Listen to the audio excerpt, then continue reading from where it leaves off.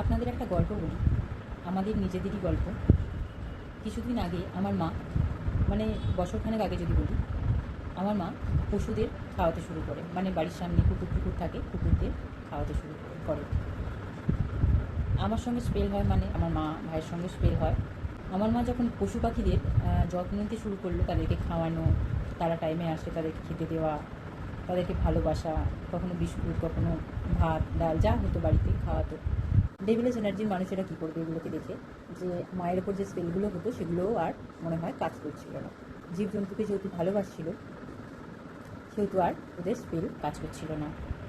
ওরা কী করলো, স্পেল করেই পশু পাখিদের আসাটাই বন্ধ করে দিল। বাড়ির সামনে কোনো পশু পাখি আর আসলো না। তারপর থেকে আমার মাকে অসুস্থ করা খুব সহজ হয়ে গিয়েছিল। আমার মা আর খেতেও দিতে পারে না, আর স্পেল হলে আর কী করবে, মা এত কিছু বোঝে না, কিন্তু আমি তো বুঝতে পারি যে কী হচ্ছে আর কী হচ্ছে না। পশু পাখিদের সেবা করুন। পশু পাখিদের সেবা করলে কি হয়, আপনারাও ভালো থাকেন, আপনাদের লাভবানও ভালো থাকে।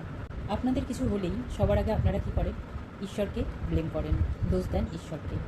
ঈশ্বরকে দোষ দেওয়ার আগে আমাদের এটা ভাবতেই হয় যে আমরাই নিজেরাই এমন কিছু কার্মিক আমাদের কর্মের জন্য তৈরি করে ফেলি, যেখান থেকে আমাদের এই বাণগুলো আসে, স্পেলের বাণ, যেগুলোর মাধ্যমে কী হয়, যদি আপনারা ঈশ্বরের সঙ্গে থাকেন, ঈশ্বরকে বিশ্বাস করেন, সেই বাণ কিন্তু আপনাদের উল্টে আরও শক্ত করে। সেই কারণে আমাদের এগুলো লক্ষ্য রাখতেই হয় যে আমরা কী খাচ্ছি, কী পড়ছি, কী দেখছি, কী ধরনের কথা শুনছি। আমাদের ইন্দ্রিয়গুলোকে সবসময় কন্ট্রোলে রাখতে হয়। আমরাই যদি পশুদের মেরে মেরে খাই, তাহলে তাদের কষ্টটা কোথায় যাবে? তাদেরকে যে কাটা হচ্ছে, বলি দেওয়া হচ্ছে, তাদের সেই কষ্টটাই আমাদের জীবনে অভিশাপ হয়ে ফিরে আসছে।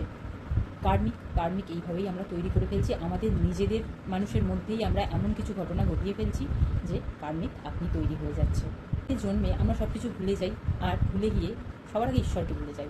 ভুলে গিয়ে আমরা স্পিরিচুয়ালিটির দিকে এগোই না এগিয়ে আমরা কি করি, আমরা শুধু এইটুকুনি বুঝি যে এখানে আমরা ঘর সংসার করতে এসেছি, ঘর বাঁধতে এসেছি, বাচ্চা মানুষ করতে এসেছি, আর ওই কিছু কর্তব্য পালন করে পৃথিবী থেকে চলে যেতে এসেছি, ব্যাস এইটুকুনি। এটাই কিন্তু জীবন নয়, এগুলো কিন্তু কর্মও নয়। কর্ম হচ্ছে প্রকৃতির সেবা করা, প্রকৃতিতে যা জীব জন্তু মানুষজন যারা আছেন তাদের সাহায্য করা।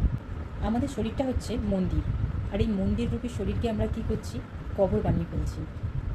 পশু পাখি বলি দিয়ে খেয়ে সেটা কি হয়ে যাচ্ছে, কবর। তাহলে এখানে নেগেটিভিটির বাসা হবে না তো কিসের বাসা হবে? পশু পাখিদের কেটে খাবেন না, কারণ আমরাই ওদের মা। ঈশ্বর আমাদের দায়িত্বেই ওদেরকে এই পৃথিবীতে পাঠান। কারণ কি, আমরা একে অপরেরই সাহায্যে লাগি, কিন্তু আজ যদি আমরা সাহায্যের বদলে উল্টে ওদেরকে কেটেই খেয়ে ফেলি, তাহলে ভাবুন তো, দুদিন পর তো এটাও হবে, মানুষকে কেটে খেয়ে ফেলবে। এটারই নাম হচ্ছে সেই কলিযুগ। এত ছোট, এত নিম্ন ভাবনা চিন্তা এই কলিযুগের মানুষের মধ্যেই এসে গেছে। গরু, মোষ, ছাগল এদেরকে কেটে আমরা খেয়ে ফেলেছি। তাদের কষ্টটা কষ্ট নয়, তাদের সেই ছটফটানি, তাদের সেই চোখের জল, সেইগুলোই অভিশাপ হয়ে দাঁড়াচ্ছে। ডেড অ্যানিমেল হচ্ছে তমগুণী এনার্জি। আমাদের মধ্যে কি করে, তমগুণী এনার্জি বাড়িয়ে দেয়, কারণ এদেরকে জোর জবস্তি মারা কাটা হয়, মেরে কেটে খাওয়া হয়। তাহলে আপনারা কি ভুল করছেন বুঝতে পারছেন না, কিন্তু ঈশ্বরকে দোষ দিতে আপনারা ছাড়েন না। বিপদে পড়লে আপনারা ঈশ্বরকে দোষ দেন।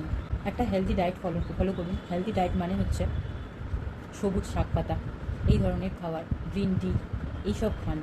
মানে ভেজ, নন ভেজ জাতীয় জিনিস আমি বলছি না। নন ভেজ মানেই ওই মরা পশু। শতগুণী খাবার খেলে আপনাদের ভাইব্রেশনও হাই হবে, আর প্রকৃতির জীবজন্তুদের সেবা করলে আপনারা নিজেরাই ভালো থাকবেন। এদেরকে কেটে খেলে কখনোই আপনারা ভালো থাকতে পারবেন না। তাই আপনাদের জন্য এই মেসেজগুলো আমার দেওয়া। আমি তো এমনকি অনিয়ন গার্লিকও খাই না, মানে পেঁয়াজ রসুন, সেটাও আমি টাচ করি না। কারণ হাই ভাইব্রেশন এনার্জিতে আমি থাকতে চাই, কারণ আমি ঈশ্বরকে ভালোবাসি, প্রকৃতিকে ভালোবাসি, ভালো মানুষ ভালোবাসি, সৎসঙ্গ ভালো থাকি। সবাই বলে লটারি লাগবে, আমি বড়লোক হয়ে যাব। আমি মনে করি আমার লটারি হচ্ছে একটা গুরু পাওয়া, সৎ গুরু, ভালো গুরু পাওয়া। সেই দিন আমার লটারি লাগবে, সেটাই হচ্ছে আমার জীবনের লটারি।